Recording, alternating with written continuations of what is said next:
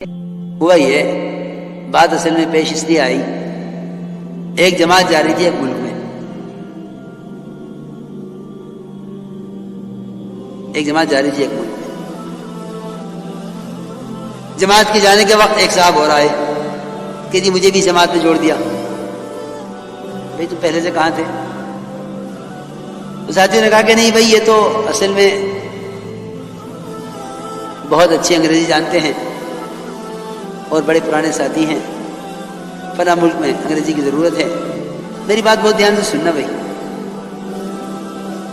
تو یہ اپنے کسی تجارتی کام سے جا رہے ہیں، وہ اپنا تجارتی کام بھی کر لیں گے اور جماعت بھی جڑ جائیں گے۔ میں نے کہا نہیں بھائی اس میں تو ان کو جوڑنے کا نہیں، یہ اپنا تجارتی کام کریں، جا کے کریں، جب بھی واپس آ جائیں گے تجارتی کام کر کے فارغ ہو جائیں گے اس سے، پھر ہم دیکھیں کوئی جماعت ہوگی اس میں جوڑ دیں گے ان کو،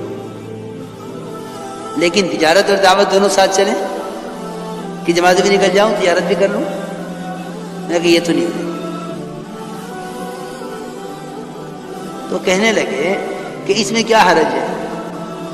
میں نے کہا دیکھو بات یہ ہے کہ ہم سیرت پر کبھی غور نہیں کرتے کہ ہمارے کام کا طریقہ مزاج، ہمارے کام کا طریقہ کیا ہے، مزاج کیا ہے۔ تو میں نے تو ان کو واقعہ سنایا کہ عمر رضی اللہ تعالیٰ عنہ نے اپنے ساتھی سے یہ فرمایا کہ جو شخص اللہ کے راستے میں نکلے، اللہ کے کلمے کو بلند کرنے کے لیے، اللہ کے دین کو پھیلانے کے لیے، اور پھر وہ شخص غیروں کے ہاتھوں قتل کر دیا جاوے تو تم اس کو شہید مت کہو۔ ساتھیوں عرض کیا مومنین، ایک آدمی اللہ کے راستے میں نکلا ہے، ایک آدمی اللہ کے راستے میں نکلا ہے اللہ کے کلمے کو بلند کرنے کے لیے، اللہ کے دین کو پھیلانے کے لیے، پھر وہ شہید کر دیا گیا، اس کی شہادت میں کیا شک ہے؟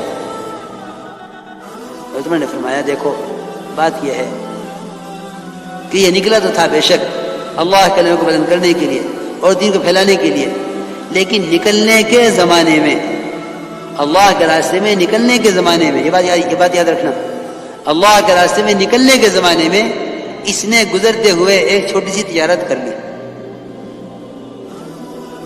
کچھ بیچا کچھ خریدا جس سے اس کو کچھ نفع ہو گیا، اور وہ نفع بھی آگے اللہ کے راستے میں خرچ کرے گا۔ فرمایا کہ یہ آدمی اللہ کے یہاں شہید نہیں کہلائے گا، تم یہ کہو کہ اللہ کے راستے میں قتل ہو گیا ہے، اللہ اس کو اپنے فضل سے جنت میں داخل فرما لے، اس کے لیے دعا کرو کہ اللہ اس کو اپنے فضل سے جنت میں داخل فرما لے۔ باقی شہید تو یہ نہیں ہے، کیونکہ تمہیں معلوم نہیں کہ اس نے نکلنے کے زمانے میں ایک چھوٹی سی تجارت کی ہے اور وہ تجارتی مال اس کی سواری پر رکھا ہوا ہے، یہ اللہ کے یہاں شہید نہیں کہلائے گا۔ اس لیے میرے دوستو عزیزوں، میں سوچ رہا تھا، میں نے کہا علماء نے تو یہ لکھا ہے کہ حج میں کوئی آدمی اگر تجارت بھی کر لے تو کوئی حرج نہیں ہے، لیس علیکم جناح ان تبتغوا فضلا من ربکم، کہ تجارت بھی کر سکتے ہو حج کے ساتھ، حالانکہ فریضہ ہے اور زندگی میں صرف ایک مرتبہ فرض ہے، اس میں تجارت کی جا سکتی ہے۔ یہ کام اتنا نازک کام ہے کہ اپنی ہجرت، اللہ کے راستے کے خروج کو اللہ کے لیے اتنا خالص کر لو کہ اس میں ذاتی کوئی کام اگر شریک شامل کر لیا تو ہجرت متاثر ہو گئی۔ فرمایا حضرت عمر نے کہ یہ آدمی شہید نہیں کہلاوے گا اللہ کے، اس کو شہادت درجہ نہیں ملے گا، کیوں کہ یہ مہاجر نہیں ہے۔ مہاجر تو صرف اس کو کہتے ہیں جس کے نکلنے کی کوئی غرض نہیں سوائے اللہ کے کلمے کو بلند کرنے اور اللہ کے دین کو پھیلانے کے، اس کے علاوہ کسی چیز کا بھی ارادہ نہ کرے۔ کہ ایک صحابی نے عرض کیا کہ یا رسول اللہ، میں اللہ کے راستے میں نکلنا چاہتا ہوں کہ اس سے نکلتا ہوں مجھے ایک تیر مل جاوے، آپ نے فرمایا تیرے لیے اللہ کے راستے میں نکل کر اس تیر کے سوا دنیا اور آخرت میں کچھ نہیں ہے، اس تیر کے سوا اور کچھ نہیں ہے. اس لیے میرے دوستوں بزرگوں عزیزوں، جسے کہتے ہیں استخلاص، کہ اس راستے میں اللہ کے ہو کر، اللہ کے کام کے ہو کر نکلے. کیونکہ اپنی اغراض کو خروج کے وقت میں شامل کر لینا یہ ہجرت کے ثواب کو ختم کر دیتا ہے اور شہادت کے درجے سے روک دیتا ہے. اس میں حضرت عمر کا واقعہ سنا ہے. اس لیے ہمیں ان نیتوں کے ساتھ اس محنت کو کرنا ہے کہ اپنی نیتوں کو خالص رکھو، نیتوں کو خالص رکھو. کیونکہ دیکھو بھائی دوستو، بات یہ ہے کہ کارنامے تو لوگ بڑے بڑے کرتے ہیں، کیونکہ حسن خاتمہ کہ حسن خاتمہ جو ہے وہ صرف حسن عمل پر نہیں ہے بلکہ حسن نیت بھی شرط ہے. حسن نیت، حسن عمل، یہ دونوں چیزیں ہوں حسن خاتمہ، تو پھر حسن خاتمہ کی امید کی جا سکتی ہے.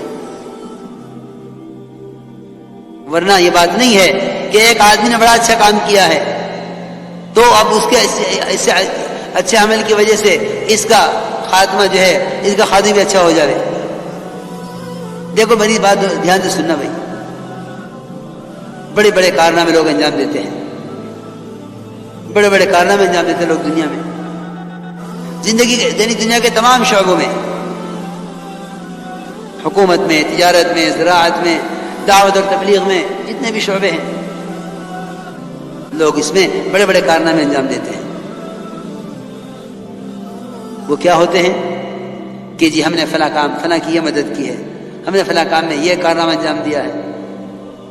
لیکن یہ بات یاد رکھنا ہمیشہ کہ حسن خاتمہ حسن نیت پر ہوگا، محض حسن عمل پر نہیں ہوگا. اس پر میں آپ کو واقعہ سناتا ہوں. صحابہ کرام کا مقابلہ تھا مشرکین کے ساتھ. ایک طرف صحابہ کی فوج، ایک طرف مشرکین. صحابہ فرماتے ہیں اچانک ہم نے دیکھا کہ ہمارے درمیان میں ایک آدمی،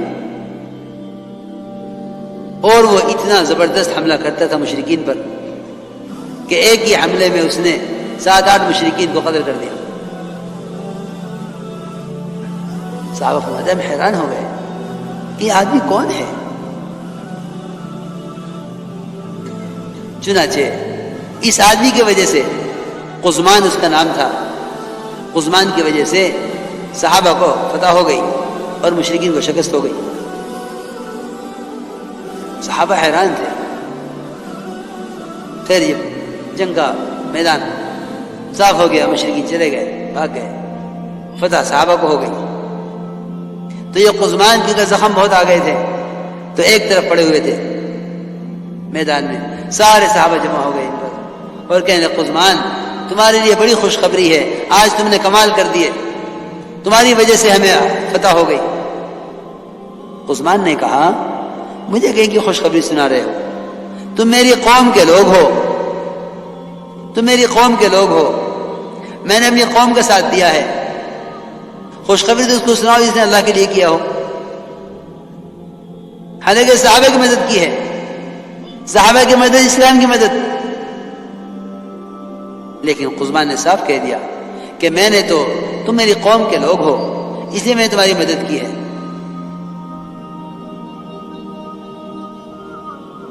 پھر روایت میں ہے کہ قزمان کے زخموں کی تکلیف زیادہ بڑھی تو قزمان نے ان زخموں کی تکلیف کو برداشت نہ کرنے کی وجہ سے ایک تیر نکالا اپنے ترکش میں سے اور اپنے آپ کو اپنے ہاتھ سے قتل کیا، خودکشی کی. یہ میں عرض کرنا چاہتا تھا. کام بڑے بڑے ہو رہے ہیں لیکن اپنی نیتوں کو ہر وقت حاضر رکھو. سمجھتے تھے تصحیح نیت کا مطلب ہے احضار نیت، کہ نیت کو حاضر رکھو ہر وقت. ہم کیوں کر رہے ہیں، ہم کیوں کر رہے ہیں، یہ کام ہم کیوں کر رہے ہیں. اس لیے میرے دوستو عزیزو، ان تمام چیزوں کی حقیقت کو اندر اتارنے کے لیے، اس کے لیے نقل حرکت